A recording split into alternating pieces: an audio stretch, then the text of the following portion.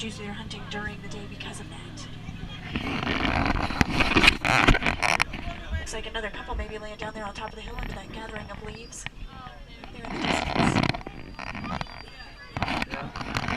See that little hut down there? Hanging out back there.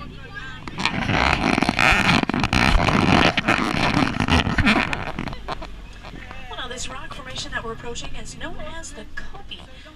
Be sure to keep your eyes peeled on the Kobe. Sometimes we can spot some predators up there. You never know what you might see.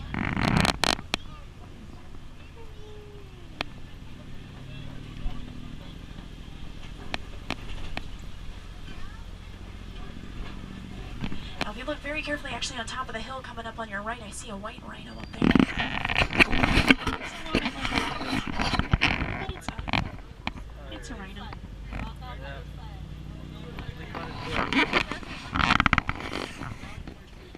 Oh, see the tigers and the lion? There's some rhinos. See them? Stand up. See them good. And we might get a better view of it once we get around the corner. We're going to keep our eyes peeled. Looks promising up there on the Kobe. I think I saw something up there. Oh my goodness.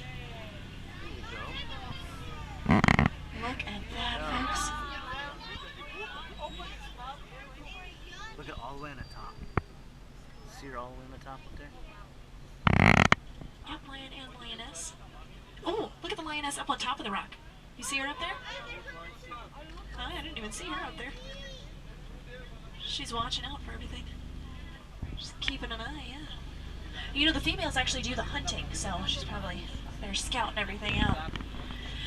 Now, lions can be inactive 18 to 24 hours outside, so see them really now, those lions can roar you hears roar from 6 miles away. Now, on your left-hand side, folks, I see a warthog. Well, the warthog is the largest burrowing mammal in Africa. It'll either make its own burrow or use a burrow that another animal has abandoned. Regardless, it'll choose to back into its burrow, leaving its tusks facing outward for protection. And it looks like on the left-hand side, yep, looks like some ostrich eggs there. Now, those ostrich eggs can weigh up to 3 pounds each. And again, on your right-hand side, white rhinos.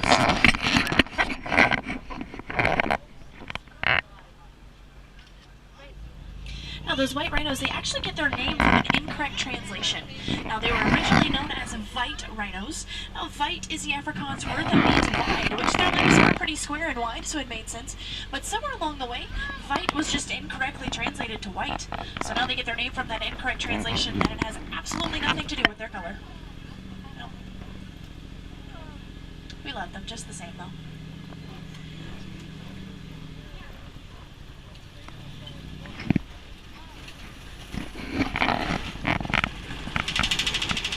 We're now going to be making our way into the newest portion of our reserve, known as Magadi Glen.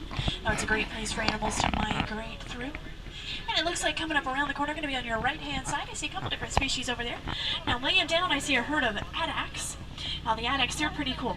They can actually go their entire lives without having to take a sip of water. They get enough water from their diet. And their horns can grow to be up to 3 feet tall. Also, there on the right, some yellow-billed storks. Those yellow-billed storks, they have a wingspan that can reach up to 5 feet across. And they are, in fact, carnivorous, eating anything really that has a heartbeat and will fit their bill. Anything like rats, mice, snakes, sometimes other small birds. They're really not all that picky. They're just hungry.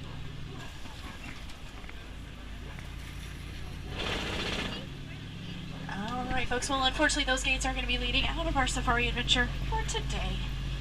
But we had some pretty great luck out there, if I do say so myself. Makes it a little hard to be sad.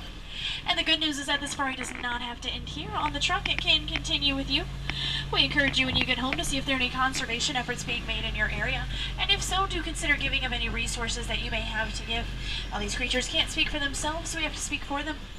Also, while you're here in Africa with us today, I would recommend checking out Rafiki's Planet Watch and the Pangani Forest Exploration Trail. There you can learn more about native African wildlife, and knowledge is power after all, folks. So please do take the time to learn more about these creatures.